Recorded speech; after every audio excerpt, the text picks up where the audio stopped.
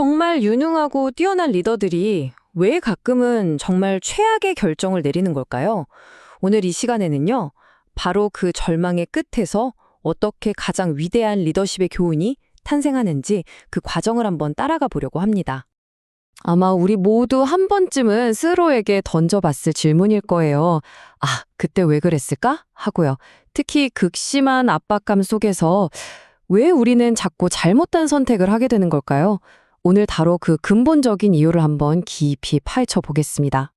사실 이건 오늘날 우리 주변에서도 흔히 볼 수 있는 일이에요. 절박한 마음에 보이스피싱 사기에 넘어가거나 고금리 대출에 손을 대거나 아니면 정말 성급하게 은퇴 자금을 투자하는 경우도 있죠. 그러니까 딱 중심을 잃는 그 순간 너무나도 쉽게 무너져 버리는 거예요. 근데요, 이런 문제는 사실 시대를 초월하는 아주 오래된 이야기입니다.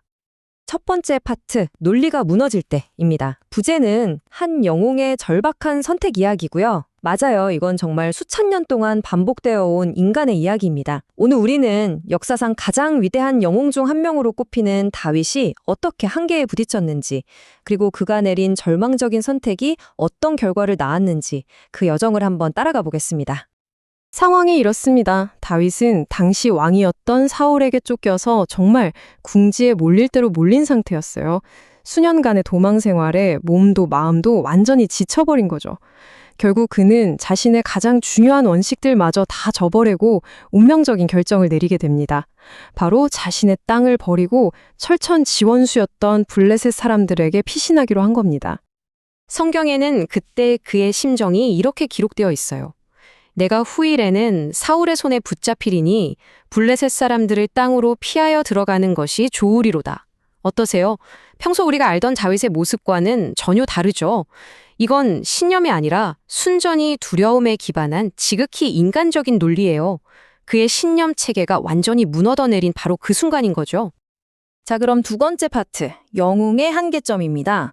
부제는 서서히 무너지는 과정이고요. 이 결정 하나가 과연 어떻게 그를 그렇게 기나긴 내리막길로 이끌었을까요? 그 과정을 지금부터 좀 더 자세히 들여다보겠습니다. 자료를 보면요, 그의 쇠락 과정을 4가지 뚜렷한 단계로 분석하고 있어요. 첫째, 기도를 멈추고 점점 인간적인 생각에만 의존하기 시작했다는 것. 둘째, 어차피 안 될 거야 하면서 비관적인 전망을 갖게 됐다는 점. 셋째, 심지어 자신의 잘못된 선택을 이게 최선이야 라고 합리화하기 시작했다는 거고요. 마지막으로 결국 영적인 침체 상태에 빠져버렸다는 겁니다. 정말 하나의 타협이 어떻게 또 다른 타협으로 계속 이어지는지를 명확하게 보여주죠. 근데 놀라운 건 이 기간이 무려 16개월이나 되었다는 거예요. 잠깐의 실수가 아니었던 거죠. 1년 하고도 4개월.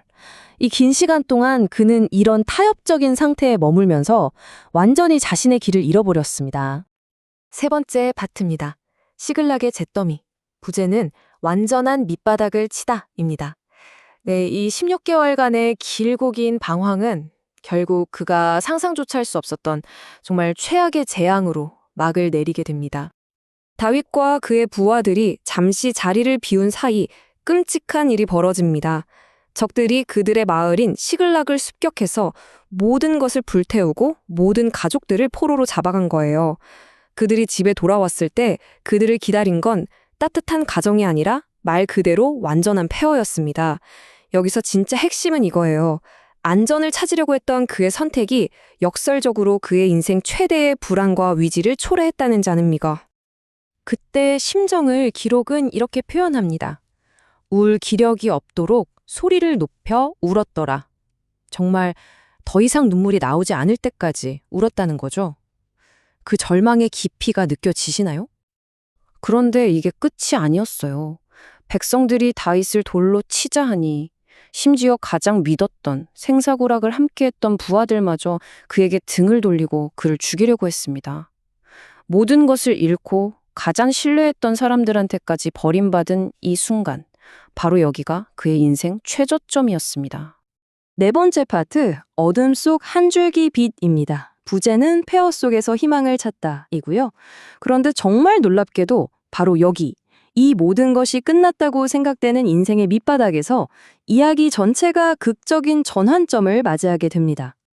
다윗이 크게 다급하였으나 그의 하나님 여호와를 힘입고 용기를 얻었더라.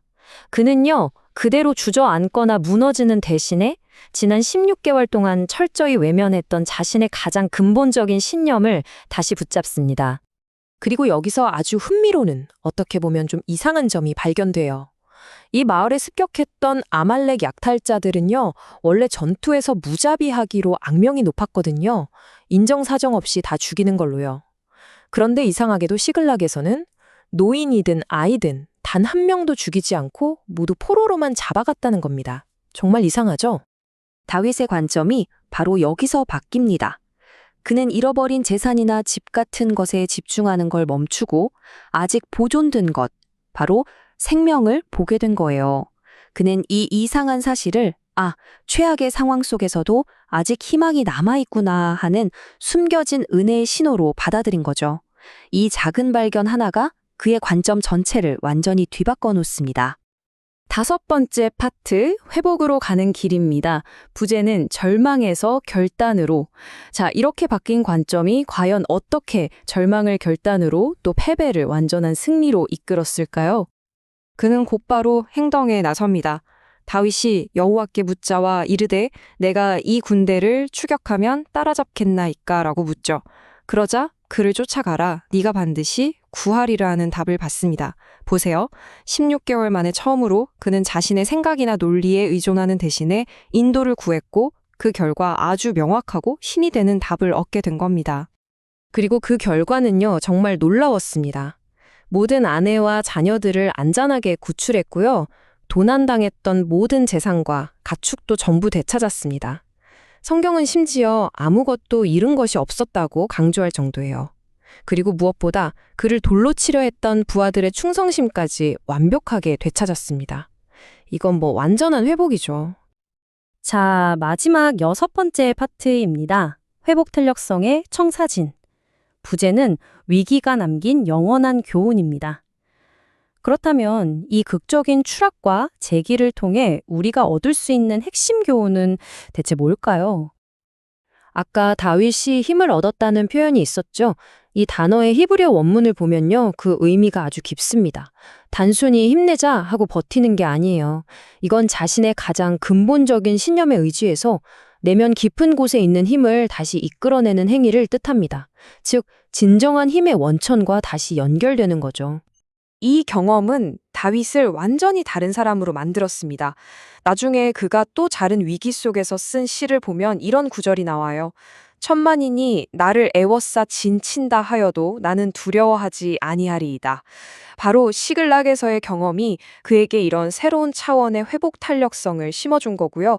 이게 그의 남은 생애 전체의 리더십을 형성하는 결정적인 계기가 되었습니다. 네, 바로 이 시글락에서의 경험이 그가 훗날 왕으로서 마주하게 될 수많은 위기들에 대한 접근 방식을 완전히 바꿔놓는 전환점이 된 겁니다. 그래서 오늘 이야기의 진짜 핵심은 이거예요. 인생의 밑바닥을 쳤던 그 사건이 그의 이야기의 끝이 아니라 오히려 가장 위대하고 효과적인 리더십의 진짜 시작이었다는 점입니다. 자, 이 이야기는 오늘을 살아가는 우리 각자에게 아주 중요한 질문 하나를 던집니다. 만약 당신의 모든 논리와 계획이 다 무너지고 모든 것이 끝났다고 생각되는 절망의 순간이 찾아온다면, 그때 당신을 다시 일어서게 할 수 있는 당신만의 흔들리지 않는 기반은 무엇입니까?